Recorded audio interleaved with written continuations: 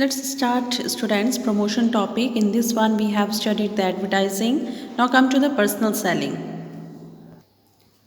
Now what is this personal selling? Personal selling is a type of selling in which a person who sells comes in direct contact with the consumer. Means वो hourly consumer को convince करता है, बताता है उसके बारे में, face to face यहाँ पर पे कॉन्टैक्ट होता है किसके साथ, सेलर और बायर का. That is called the personal selling. There are two features of personal selling. First is personal form. Personal form means it involves direct face-to-face communication between the consumer and the buyer. यहाँ पर पे consumer और buyer का क्या होता है? Personal form means personally वो एक दूसरे से बातचीत करके तब सामान खरीदते हैं. Next feature is development of relationship. In this one you can see its best example is personal selling का best example. जैसे आपके आसपास के जो रिटेलर्स हैं, आप वहाँ पे जाते हो, जनरल स्टोर जाते हो, वहाँ पे सामान खरीदते हो, तो वो क्या है? Personal selling.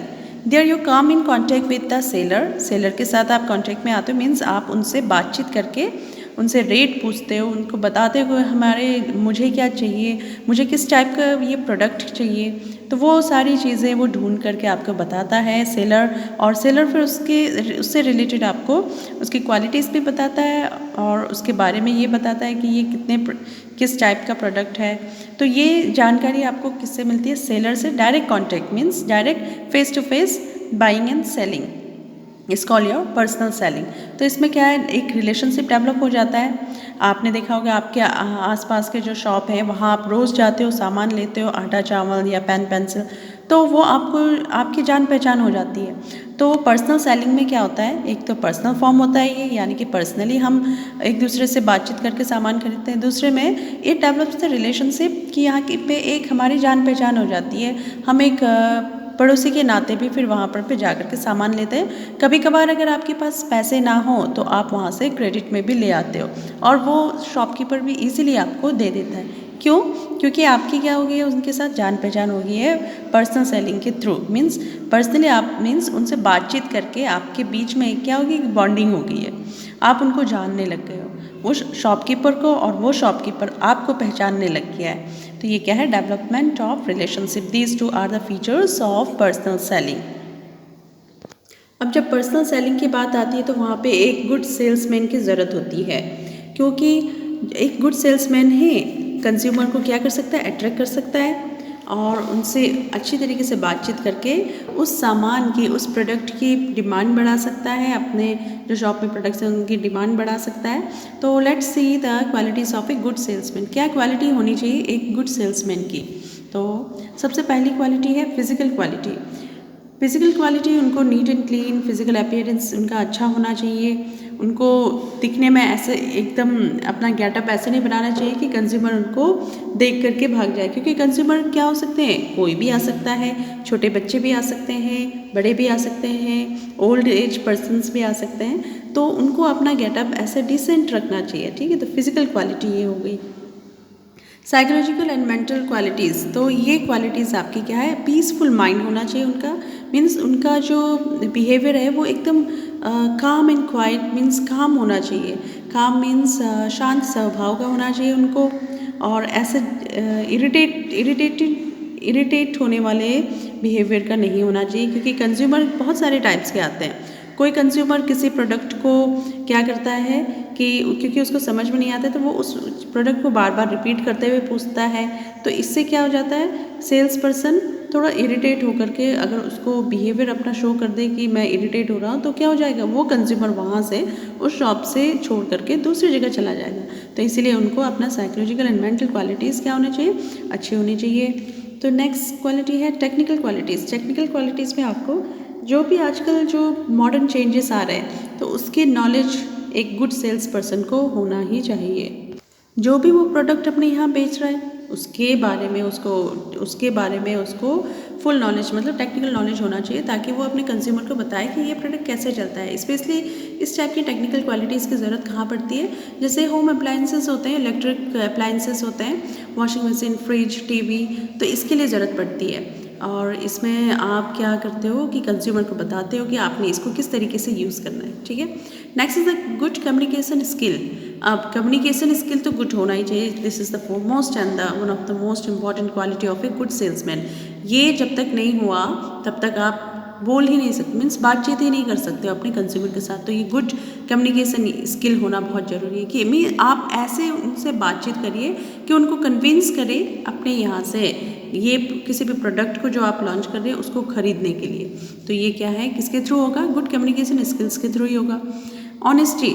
अब देखिए शॉपकीपर को ऐसा नहीं कि बाय हुक एंड क्रूक अपने प्रोडक्ट को बेच दो, मीन्स तो वो क्या होगा, सिर्फ एक बार कंज्यूमर उस प्रोडक्ट को लेगा, दोबारा फिर आपके पास नहीं आएगा अगर आप अदर मीन्स यूज़ करोगे। मीन्स अगर आप ऑनेस्टली नहीं बेचोगे, नहीं काम करोगे, तो क्या होगा, कंज्यूमर एक बार तो खरीद लेगा उस प्रोडक्ट को, लेकिन नेक्स्ट टाइम वो आपके यहाँ आएगा भी नहीं। तो इसीलिए गुड सेल्समैन की क्या क्वालिटी होनी चाहिए, ऑनेस्टली वो सामान को बेचे, कि उसके बारे में ट्रू जानकारी यानी कि जो सही जानकारी है वो अपने कंज्यूमर को प्रोवाइड करे। कर्टसी। अब देखिए courtesy is the politeness, sympathy.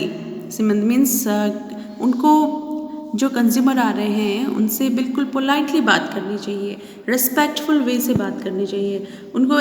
कोई कंज्यूमर आपके यहाँ आ रहा है तो आपको एकदम उनकी बेइज्जती नहीं करनी चाहिए, आपको उनकी रिस्पेक्ट करनी चाहिए, अपनी पोलाइटनेस शो करनी चाहिए। Next is the persistent. Persistent is the ability to convince the consumer to buy a particular product. अब देखिए ये क्या, इसका मतलब क्या है कि आप अपने कंज्यूमर को परसिस्टेंट यानी कि उनको अपने बातों से, अपनी क्वालिटीज़ से इस तरीके से उनके दिमाग में छाप छोड़े कि वो आप जो प्रोडक्ट बेचना चाहते हो वो प्रोडक्ट वो खरीद ले। मीन्स कंज्यूमर उस प्रोडक्ट को एनी हाउ खरीद ले। एनी हाउ मीन्स अपने बिहेवियर से इंस्पायर करके, ऐसा नहीं कि कोई गलत मीन्स करके, नहीं, अपने बिहेवियर की क्वालिटीज़ को शो करते हुए अपने बातों से इस तरीके से उनको कन्विंस करना कंज्यूमर को कि वो आपके ही प्रोडक्ट की डिमांड करें। That is called the quality of persistent. तो ये क्वालिटी होना भी एक गुड सेल्स पर्सन में ज़रूरी है। Next is the capacity to inspire trust.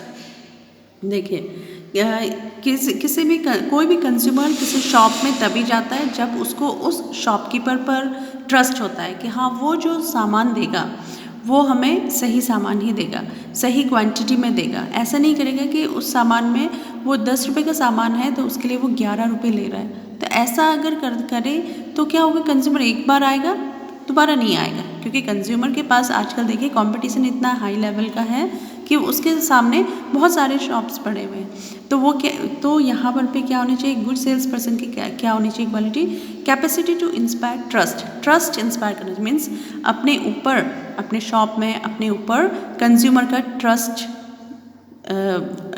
Means उसके कंज्यूमर के ट्रस्ट को बढ़ाना चाहिए कि वो आप पर ट्रस्ट करे, विश्वास करे। Next is the self confidence.